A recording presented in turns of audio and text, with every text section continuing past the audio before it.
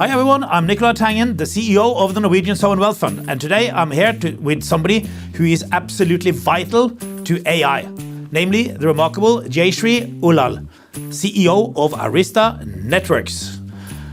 Jayshree has more than 40 years background in networking, so nobody is better able to talk about this than her. So Jayshree, super to have you on there. Great to be here, Nicolai. I have a bit of a cold, so apologize if I sound nasal. No problem. No, let's start with the beginning. I don't have to sing on this podcast, right? So we should be fine. No singing. Let's start with the beginning. What does Arista do?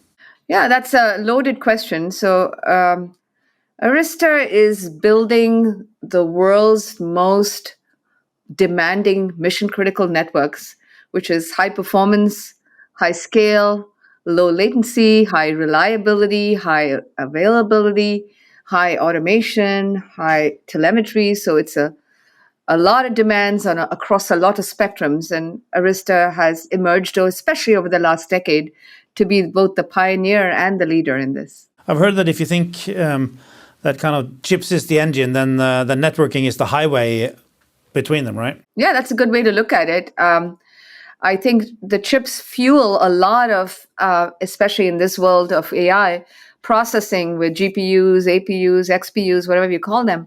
But as you process this, you have to get worried about, are you processing it to full utilization? And so, if a car is rated at 100 miles an hour, but can only go 30 miles an hour because the infrastructure cannot support going further, then you're grossly underutilizing the car, or in this case, the GPU. So we are the information highway to all accelerators, users, mission-critical workloads, you name it. So let's say now I sit in my office, I do a prompt on ChatGPT. How do I touch your products? Just what happens with the signals? Yeah, so we are very much behind the scenes. This is something my parents always used to say, what do you do? Because you can't see what we do. And when you type in a prompt of Arista, basically what at that point we're doing is connecting everything to everything. This conversation on this podcast is not possible without it. So the traffic patterns of high intensity, whether it comes from a user, a device, a workload, a machine, a server, a storage, or now more and more the AI killer applications, we connect. And we do that through a set of switches and routing platforms. We call them leaf spine architecture, where you can have multiple leaves that connect into an aggregate spine. And these days you can also have an AI spine. So these are some of the world's largest high-scale platforms. But they need to be powered. Platforms chips need to be powered with the right software. And that's where Arista's hallmark has been its extensible operating system, EOS, where we fuel these platforms and networking connectivity with more and more types of data. We can deal with structured data, unstructured data, flow data, and make that all work through our purpose-built software. And how is networking from AI different from what came before? Yeah, very different. So just to step back a little, if you go back even 20 years in networking, the internet was born through a lot of, in fact, the old days the TCP/IP and all those algorithms came from the research community, the ARPANET. And then there were multiple protocols, things like XNS, AppleTalk, OSI, IP. TCP/IP became the worldwide language of internet communication in the 2000 era. In the 2015-2020 era, that wasn't enough. What people were starting to build some of the world's largest clouds, whether you think of AWS or Azure or GCP, Google, or there's so many more. And they needed the kind of unprecedented scale to touch so many more companies and users. It had to be multi-tenant because they were not supporting one company, they're supporting thousands of companies. So a typical CIO of a mid-sized company stopped building their own things. They started relying on the cloud for their mission-critical assets, whether it was e-commerce applications or their databases or whatever.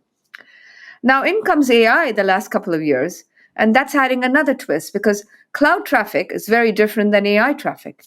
AI traffic, and we all saw this with the onset of ChatGPT and all the other language models, is conducting a class of complexity and search that is 1,000 or million times deeper and greater, broader, And so this required even more intensity of the traffic patterns. So typically we were doing with before AI what we would call front-end networks, connecting standard CPUs, storage, general purpose query, indexing, searching, that kind of things. With the advent of AI, we were suddenly connecting hundreds, if not thousands, or even hundreds of thousands of accelerators. And this GPU traffic, as I said, required you to very different traffic. It's much more intensive in the fidelity of the traffic, the intensity of the traffic, the durability of the traffic, the peak bursts. So we had this is often called a back-end network or a scale-up and scale-out network. We had to build almost a different set of parameters and metrics.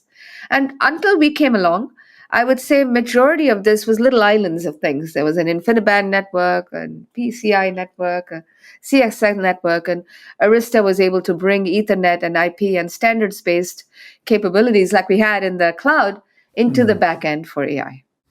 What's the biggest constraint now in terms of building out these networks? It's I would say the biggest constraint for the industry at large is power.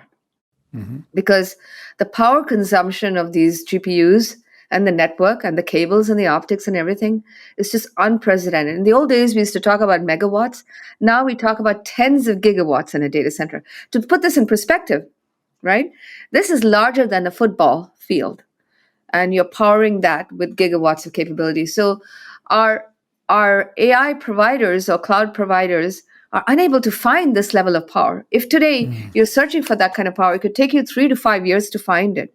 The space and the power are probably the biggest problem right now. But once you do find it, you have to outfit it correctly, and that's where we come in. Absolutely. So if you find it, you have to call you guys. But now enormous amounts of money flowing into AI infrastructure right now. Just how do you view this? Is it a bubble? Is it too fast? It has happened very fast. When I look at the cycle of how networking progressed from, 100 megabit to 1 gigabit to 10 gigabits to 100 gigabits, that process happened every 5 years, maybe. But the migration from 100 gigabit to 200, 400, 1.60, and eventually 3.2 terabits is literally all happening within 12 months each. So what used to be 5-year cycles has become 12 to 18-month cycles. So when we think, okay, we're just done with 400 gig last year, we're already thinking of 800 gig and 1.6 tera this year. So the insatiable demand for speed, for scale, because you got to aggregate all of these throughputs, and for predictable latencies all hitting us at once. You were at Cisco during the internet boom. So how does this compare with what you saw at that stage? Much greater. The internet boom happened in a very steady fashion. There was a period of time where there was a peak in 99, 2000 due to the dot-com boom and bust, I would add, and then Y2K as well. But for most part, that internet took 15 years to develop. I was there from the very first acquisition in 1993 of Crescendo, when the company was less than $1 billion, to when I left in 2008, it was a 40 or close to $50 billion company, where the Catalyst switches, which I think are still Cisco's most successful product line, were contributing at least a third. The point, though, was it happened slowly and steadily, but there was a peak, there was a bubble for 2 years. This one feels very different for a number of reasons. First of all, that 15 years that I was talking about is collapsing literally into 5 to 7 years. The time aspect of this is shrinking. Secondly, the scale aspect of it is just exploding in magnitude. It's 1,000x more. And the third, perhaps the most important one, because people like to make this, parallel to are we in a bubble? I think it's a lot of responsible companies, and therefore we're not in a bubble. Or if we are in a bubble, we're in a prolonged bubble. It's not CLEX that sort of came in, were funded, and then they collapsed. These are responsible companies like Microsoft, Google, Meta, Oracle, that are taking responsibility of building all of these, not to mention the neoclouds as well, such as OpenAI and Anthropic. So, I would say more than a bubble, it feels like an explosive mega trend that is here to stay for some time. We did have overbuilding at the time of the dot-com boom. How can we be confident that it doesn't happen again? because it's not available. The power and the capacity is not, so nobody can really overbuild. It's going to take time to build it. The desires are greater than our ability to execute on it. So I think it'll still be a 3-year execution rather than what happened in 1999, where everybody just hurried up, built these companies and said, build it and it will come. Here, there isn't a build it and they come. It is, please build it. We need it now. That's the biggest change. But again, that's not to say that I wouldn't correct myself and say it isn't a bubble, meaning it is happening in a furious, sudden state. But so far greater than the steady state we've all been used to. But I don't think it's being done for a 1-year factor. It's a 3 to 5 years, and it's being done by responsible companies who are voting with their money, and because they see demand. That's the biggest difference. That the demand is there. Talking about responsible people, so your biggest clients are the hyperscalers, right? The correct cloud companies, the cloud the Microsoft. AI titans. Yeah. How concentrated is the customer base? Well, they've always been concentrated. Microsoft and Meta, as an example, have been more than 10% of our revenue each since we went public in 2014. And I'm not going to apologize for that concentration. I'm going to be pleased and grateful for that partnership. So they continue to be 10% of our revenue. But of course, as the denominator gets larger and larger, we are diversifying to a lot of specialty cloud providers, to the enterprise, to the campus. But I would be kidding if I didn't tell you they're very, very integral to Arista's strategy, and the partnership has never been stronger. Which country are you the most impressed by when it comes to building the AI capabilities? Which country? Undoubtedly the United States. I think we're leading. There are pockets of things happening in other countries, but in terms of scale and the companies we're working with, majority of that is in the US today. Any other countries which you think are doing the right things? Definitely. I think we're seeing pockets of this in the Nordics, in the Middle East, some of it in UK as well, some of it in Korea and India. So no question, it's coming to many of the other international locations as well. When you look at where investments are taking place, are you worried that it's going to split the world even more than before? No, majority of the investments I'm seeing are not splitting the world, but connecting the world more. So thankfully, they're not government sponsored. So they're all about AI and technology and how to increase the communication. I was just in the Middle East a month ago, and I'm just so impressed with the rate of progress there, where they are investing a lot of their oil currency into important AI investments and capabilities. So I don't look at it as a divide. I look at it as a unity. Talking about impressed, you have now 21% of the market for AI data center networking, which is incredible. Just how did you get there? Is that all we have? I was hoping it was higher, but we got work to do then. We've climbed our way beautifully from 0 to 21. I think if you look at the high-speed market, we're more at like 41. But if you look at the general speeds of all switching, then we're probably more like the number you mentioned. Look, it's been a labor of love. The company was founded and started shipping products in 2008. So we have not done it, in a bolt of lightning. We have done it steadily but surely. And really, I think, to epitomize the culture of this company that Andy Bechtolsheim and Ken Duda started, I would have to say built the right foundation for our software, for our hardware infrastructure, and keep improving it. So our market share really comes from the fact that our customers appreciate our innovation. We're built by engineers for engineers. We put a maniacal focus on quality, architecture, and doing the right thing for our customers and supporting them, because we're sitting there in the heart of a mission critical environment where if we go down, everybody gets to find out. If we don't go down, we're the world's well-kept secret, and that's fine with me. So I think we have acted in a very methodical fashion and not just rushed a product to market before it was ready. Now, you spent 15 years at Cisco building up their data center business. Just what was it like being at Cisco during kind of the peak levels, right? It was more than the data center business. I love my time at Cisco. When I joined Cisco was approximately $650 million in revenue and $6 billion in market cap. So, it wasn't a startup, but it was certainly a very young company. And so I got a chance, and the company was largely building routers. So I got a chance to contribute in creating and building the Catalyst brand of switches. First, it was Catalyst 1200, then 5000, then 6500, 4000, 3000.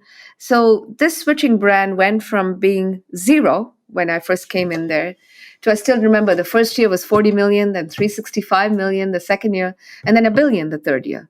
And those kind of things, don't happen without the World Wide Web and the internet taking off, no matter how great your products are. So I felt I felt privileged to be part of a rocket ship. It was a great company, and you know, but at some point I felt like, wait, I didn't intend to be in such a large corporation. I wanted to do something smaller, but I fondly and nostalgically remember my Cisco days and those 15 years. What was the most important thing you learned from being on that rocket ship? I think the same thing we have here, which is that focus on customers. Cisco has a culture of customer focus. I think Arista doubles down on that, as well as innovation and engineering and quality. But I've taken calls on behalf of Cisco at 2 a.m. as an executive sponsor. If something was serious, I'd pick that phone up.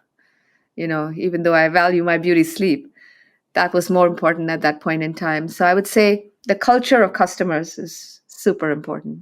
Now, you could probably have been the next CEO of Cisco. So why did you want to jump spaceship? Oh, I don't know if I would have been the right CEO for Cisco, because I was an accidental executive at Cisco. I didn't plan to even be the executive I was. I love products. But don't you think most people are accidental executives? I mean, it's not like it's not like you are 5 years old and you sit in India and think, hey, I'm going to be a superstar in Cisco. I mean, oh heck no! That you could ask my parents how little of a superstar I was when I was 5 years old. But leaving that for the moment, I guess what I'd say is I loved product. I loved working with the engineers to enable products to customers.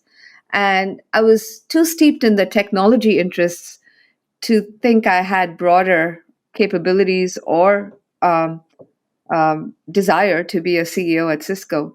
So actually, when I left Cisco, the fact of the matter was I thought I would do something entirely different, like clean tech or energy or solar or battery. And I really wanted to get back, being in Silicon Valley, to the roots of what I love, which is being an entrepreneur. And so I joined Arista when it was zero revenue and with 30 engineers. And the most important thing I loved about that, which is working with the people I enjoyed. So let's say now I have a startup, I got zero revenue, 30 people hanging out in an office. How do I recruit a superstar like you were at the time? Well, into the total uncertainty. Yeah, no, I think Andy and I go back to, what was it? We knew each other. So this is Andy Bechtolsheim, the German co-founder of the company. So, we had bought his company, Granite, when I was at Cisco. So we had worked with each other. We worked also when he was founded Sun Microsystems and I was in AMD building chips. So basically, we've known each other for, since 1987, 35 years or more. So I think, when he saw that I was leaving and I truly did not know where I was going. I did not want to make a decision on where I was going. I wanted to clear my head. He said, hey, I got this startup. And I said, my first reaction was, oh, no, Andy, I don't want to do networking and switching again. But as I got to understand what the founders were trying to do and what the engineers were building, I was intrigued because it was networking and switching with a twist. It was not the internet and catalyst switching like I knew it. It was a completely different ballgame. And what exactly was that? What was that twist that made you interested? The software architecture was so unique. When you look at what all the other networking companies have done, they usually have 5 operating systems for 5 use cases times 50 images. You're managing 250. Here we had 1 operating system, 1 binary image with a lot of class foundation that we call the state-driven publish-subscribe model, where if something fails, it doesn't just fail. It automatically recovers that agent. And it's the opposite of a Christmas tree light, where if the Christmas tree light fails, everything goes down. Here, we built something where 1 light failed, we could actually replace that LED and keep everything up and the customer would never know it. So that software has earned the right for us to be in all these mission-critical, high-profile customers you named. And then, of course, we've taken it to a variety of use cases. So I was drawn to that technology. I was drawn to the people. But I would be kidding if I didn't tell you there were moments of anxiety, because The year I joined was 2008. It was in the middle of the financial collapse. One of our earliest customers that I won was Lehman Brothers. And you know what happened to them after that? I do. So I had an ominous start to my entrepreneurial career at Arista, which is now 17 years and going strong. So it's not like we didn't go through ups and downs. We absolutely did. The financial collapse was one. Our largest competitor, Cisco, suing us was another. COVID and the whole supply chain crisis was another. So we have fought a lot of adversity to be where we are, and it's good to be in this position. What does it take on a giant like Cisco? Be a startup and it's just like, hey, we're going to beat them. What does it take? Most of my colleagues would tell you, I don't think I ever felt I was taking on Cisco, because initially we were so focused on very specific and unique use cases that Cisco didn't even want to be in or pay attention to, like high frequency trading and low latency. That was a use case they just didn't deal with. And our first 100 million came largely from that.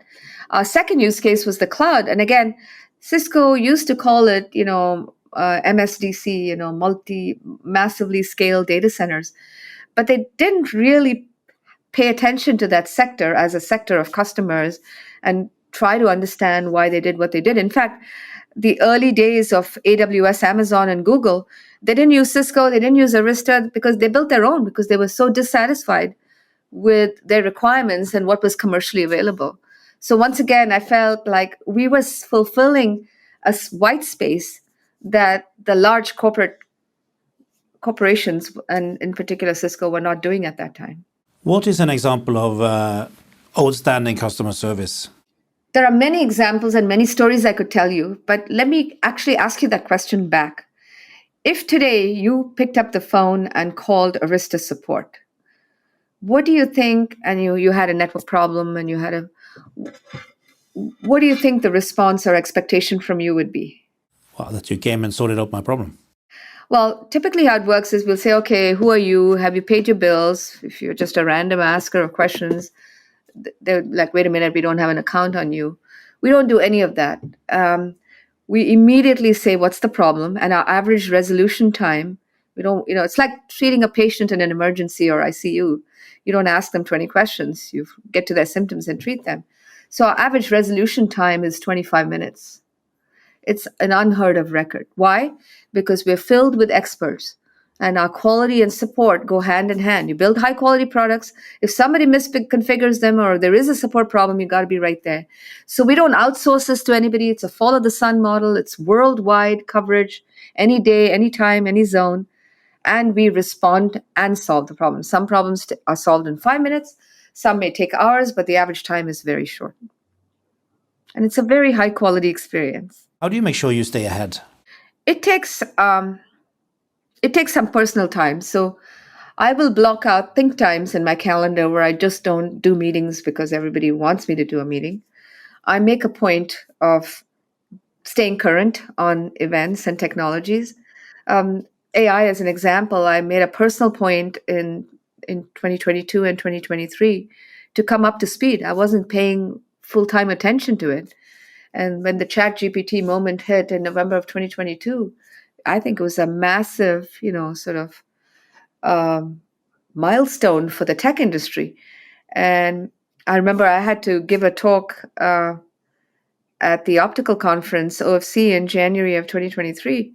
And I could have talked about optics and long haul and short haul and DWDM and co-packaged optics and DSPs and all of that. But instead, I used that optical conference to actually talk about AI as a driver. And so to do that, I had to learn and study myself, because you're talking to an audience of PhDs who probably know much more theoretically. And so I take great pride in always learning, always continuing to push the envelope, both as an individual and, from my peers in the industry and inside of Arista. We have a very rich organization of top technical experts. What's the furthest you can see into the future? Not that, well, I'd be wrong. I can see far enough to say some things might happen, but I would say my accuracy is best in the 1 to 3 year. After that, it's a little more blue sky. And what is going to change over the next 3 years?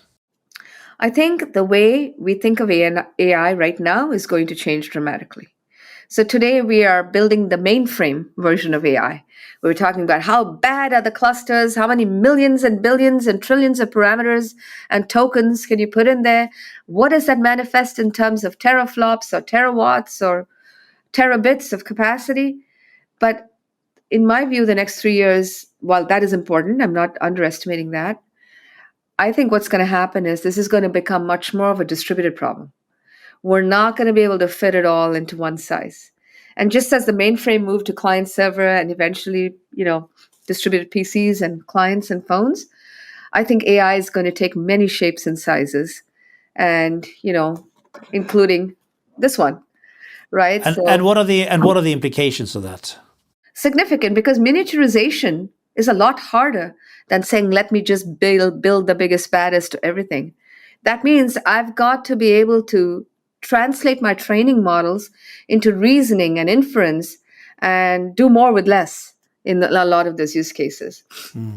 So, because if you can just throw bandwidth at the problem and throw capacity and compute capability, then yeah, you can process the world's largest training workloads. But if you can apply that to reasoning and extend that in a more distributed fashion all the way into your, general purpose compute and storage, I think that'll be AI to every desktop, not just AI for the biggest, baddest. Are you worried that the technology world is splitting in two here between the US and China? There is a political aspect to how we are polarized today. I wish innovation and technology could be playing an even field, but I understand we're all countries governed by different. So I am worried that for the United States to stay ahead and a step ahead, we have to be constantly innovating and constantly partnering with the best talent. I'm an example of an immigrant who came here who wasn't born and raised here. So whether that talent is in China or India or London or wherever, we need access and we need to be collaborating with the best of the minds. Let's move on to culture. How would you describe Arista's culture? In one word, do the right thing. Because it's too easy to be, especially when you're a public company, focused on the quarter, focused on something. And no doubt every company has a business model that we have to focus on and all that. But if you look past that and do the right thing, then all the intermittent things take care of itself. One of the best examples I can give you is, early in our career, we had a huge quality problem with one of our chip vendors with the hardware. We worked with them, they worked with us, and I had a choice of just doing a minor patch on the software, but I went all out to explain this to our customers and say, look, you're not seeing the problem right now, but this could be a slow decay, and we want to volunteer to replace all your gear at our cost. That could have nearly made us bankrupt at that time, but we chose to do the right thing. So more people remember that we did that, even though it was bad news at that time, than all the good news, right? So I think that focus on doing the right thing as a company, for our employees, as a culture, for our customers, is what I would describe as the one-liner. How do you make sure that this attitude is shared across the organization? It's not easy, especially as you get bigger. But what's beautiful is, as a management team, we have pretty much been the same management team for the last 15 years. We lose people occasionally due to alternate goals or financial success. But I think when you have the same management team and leaders, and obviously now we're bringing in next generation leaders, and you reinforce that culture, then that permeates throughout. And the other big thing I would say is, while we of course have middle management, we make sure that the middle management plays an important role in this culture and isn't just a professional manager, but a coach player, that they're contributing with their own, 2 days of coding. My president and CTO, Ken Duda, who's a founder of this company, he still codes. So that tells our employees that we're leading by example. We're not saying one thing and doing another. How do you keep learning? I probably don't learn enough. But as I said, one of the important, my sources of learning are many. When I go to see customers, they teach me a lot because they look at it through a different lens. So that's one aspect. I spend a lot of time with our engineers to understand what they're up to and what some of their pain points are. So they're always teaching me. Of course, today through You can go to Claude and become a software developer with great efficiency, or Gemini or ChatGPT. Those tools are certainly making it easy to understand complex topics. I try not to rely on them except in my points of weakness, but that's certainly a source of learning. And my most favorite part of learning is actually reading, which I do less and less of. But that's my go-to. So, Jayshree, what do you look for when you hire? Yeah, so obviously when you hire somebody, it's very clear they need to be competent. Yep. So there's an element of aptitude and, quizzing them on their capabilities. But I look for competence, character, moral values, culture, and what kind of a human being are you? A good person? Because I want to make sure that this hire is not only capable of producing results, but can also be with us in the long run and embrace and permeate our culture, right? Again, back to doing the right thing. So we definitely enforce the look at the long road. And so we look for like-minded people. In fact, it's many people say, oh, if you hire somebody who's related to you, is it nepotism? I think there's a good chance you're going to get some really good people that way, because the relative is good, so they must be too. So I'm always willing to give internships to the Arista employees' extended family if we have openings, of course. What proportion of your employees have Indian background?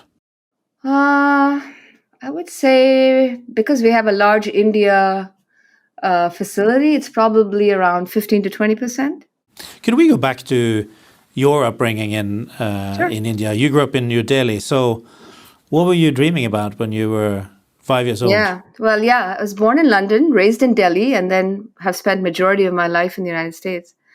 My dad was an educator, so he was dreaming about my education and making sure I do well. He started the first 5 IITs in India, which, as you probably know, are very well known and high reputation, famous. So I think education was a huge part of being a middle class family and institution. So doing well in school, excelling, not just doing well, excelling in school, going to the best schools. My parents made sure they could afford the best education. So I didn't dream what I'm doing now. I dreamt more one step at a time about how do I do well in school? How do I go to the best colleges? And there was no long-term plans per se. But I could tell that my parents had high expectations of me. Probably me myself didn't have as many high expectations of myself. What does it do to a person to have all these expectations on you?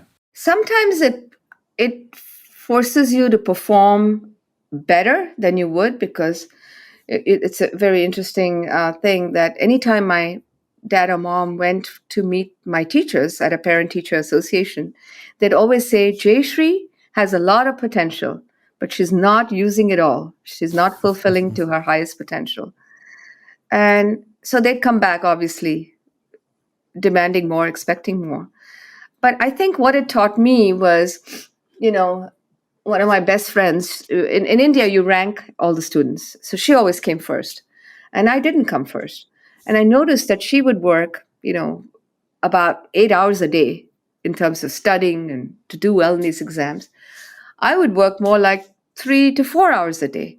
And to me, that, rich ROI, if you want to call it that, to get a rank that was not as good as hers, but still I did well. I was in the top 10%.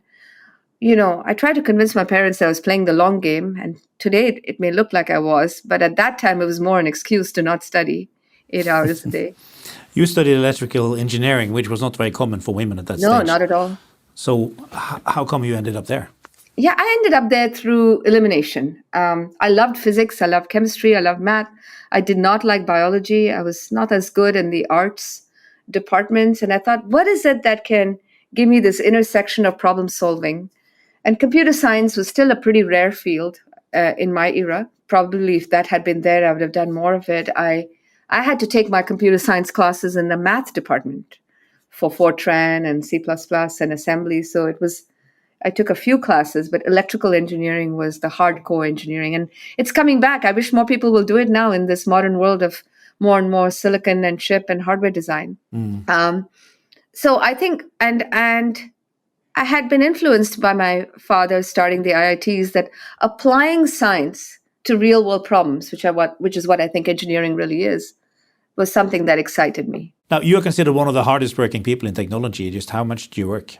You know, I think when you love what you do, it doesn't feel like you're working hard or working long. You're enjoying it. Yeah. Also, as a CEO, the buck stops with you, and I have a responsibility. So I would say, my mom says the same thing. You work too hard, you work too hard. And I say, Mom, I love what I'm doing. So I haven't kept track of the hours because, it has always been important to me to balance my work with my health and my family. But frankly, I clearly need a few more hobbies. Maybe then I'll work a little less hard. What are your hobbies? Do you have any hobbies? I used to run a lot, but I've hurt my knees.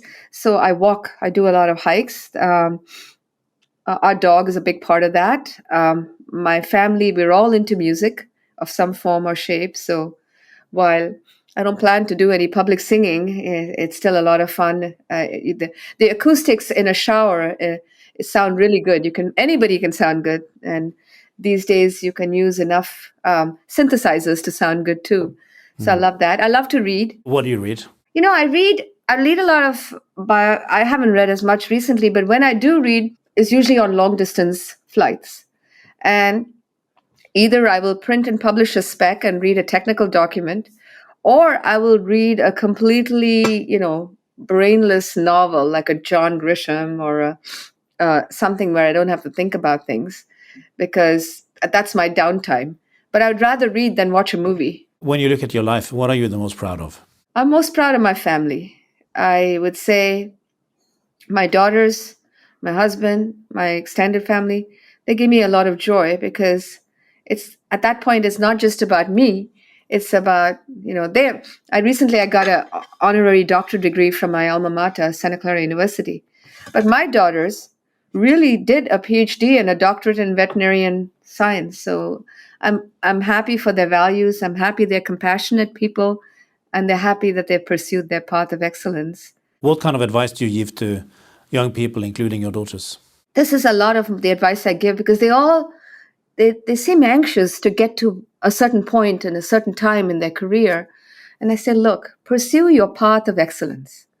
Every one of us has a gift, which also means we're good at some things, we're very bad at some things.